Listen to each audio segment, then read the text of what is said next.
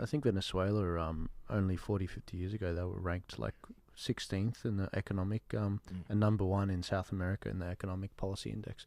But on to make matters worse, guys, we we're about that close to that happening with regards to how simple things happen. It's like when you go bankrupt. It's like, how did you go bankrupt? Well, firstly, slowly, and then immediately it dropped off a cliff.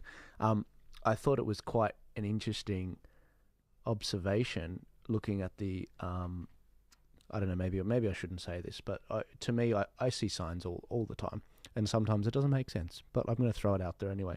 I thought it was quite fascinating that the Zimbabwe team in the Olympics was literally immediately in front of Australia on the front, and I've often made reference to how that is exactly where we'll end up. Places like Zimbabwe, places like Venezuela, if we don't pull this plane up, there is still time. There is still time, but you've got to focus on these elections. You've got to pay attention to what's going on around you, and you've got to actually really commit to those people that are fighting the fight around you, whether that's the good senators, whether that's shows like this and other groups. You've got to, now is the time. Like, otherwise it's going to get to the point where it's like, all right, where are we moving to next? Which country are we going to? That is like the Australia, where Australia was 40 years ago. I don't want to have that discussion. But Quinton, you're actually historically South African, right? you were 18 when you moved here? Yeah, that's correct. I moved here with my parents and my sister about 16 years ago.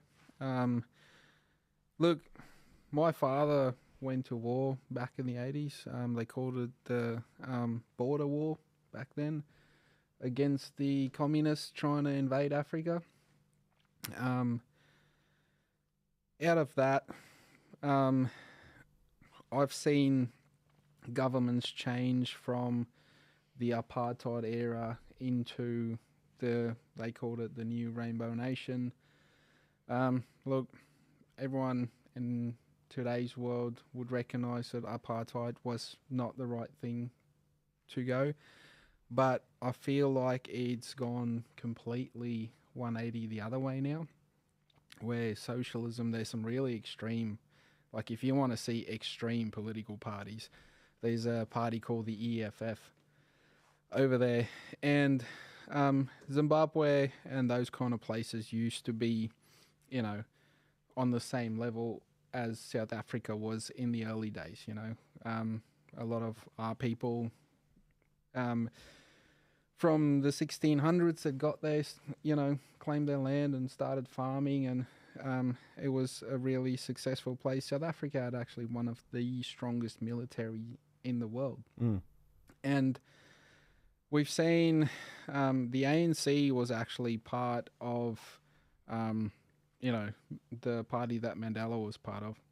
They were actually part of what you would call, I suppose, guerrilla warfare, where they planted bombs and all sorts of malicious things on government buildings, and eventually they drew enough attention where they got the rest of the world's attention. Anyway, but my point of that whole story is I've witnessed firsthand what can go wrong if people don't take their vote seriously, if people don't call out governments that is not doing right by the population. So yes, they had a win there because now every person, doesn't matter what color you are, has equal rights. But now they've created a sort of a reverse of the role there, and I won't go into all of the politics about it, but there's sort of that reverse apartheid now because, some of them holds a grudge because of what happened back in the day. So the last election, I think, didn't go too bad, but I fear for the day, because I still have family there, I fear for the day when the EFF party actually, because they're full out Marxist, there's no question about it. Yeah. I fear for the day when they actually get the numbers to control government, and because they're talking about things like reappropriation of land and, without compensation, and free university for all of them. There's even situations there now where the likelihood of you getting a job is based on your skin color. There's a process of, you know, how you get evaluated until they actually look at you to give you a job. So, you know, a black male with the right qualifications can get the first look in. And then they go down the ranks until lastly, if they can't fill the position, the white male with the right qualifications can get the job. So it's still a dire situation. And the sad part for me is I think a lot of people that's in that situation don't actually realize that it's going backwards. It's a slow process, because I've been back a couple of times to visit family. We usually go back for funerals, which is a sad part, but every time I go back, you notice things are worse. Like infrastructure is worse. The people's living conditions are worse. And the hard part about that is they don't actually realize that it is worse.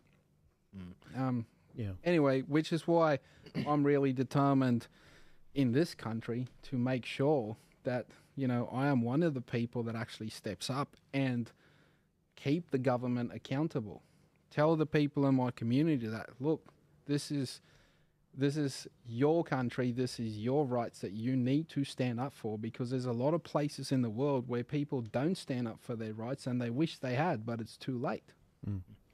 Just want to say it's pretty remarkable, because you don't have your South African accent anymore fully. I reckon I can hear a bit of it. Picked up the Aussie ways, and yeah, people pick it up after they hear I was South African, but my friends used to take the piss out of me at school for it, so I learned pretty quick. No, it's. Sorry, Ben. I was just going to say one thing. I had a family friend who he served in the South African Special Forces in the 80s, and he actually fought in Angola. And one of the comments that he made is, when they would actually capture like black Angolans, and they had a mercenary unit, the South Africans, that was full of Angolans as well. They would be begging, don't hand us over to this mercenary unit, because they'll be more brutal to us than you will. And that just goes to show you that the Marxism and the communism, that how brutal they can be to one another, and that the hatred that they develop for each other, it ruins people, it ruins nations. And look at what it did to those Angolans who weren't communists versus ones that were. And they would murder each other over it.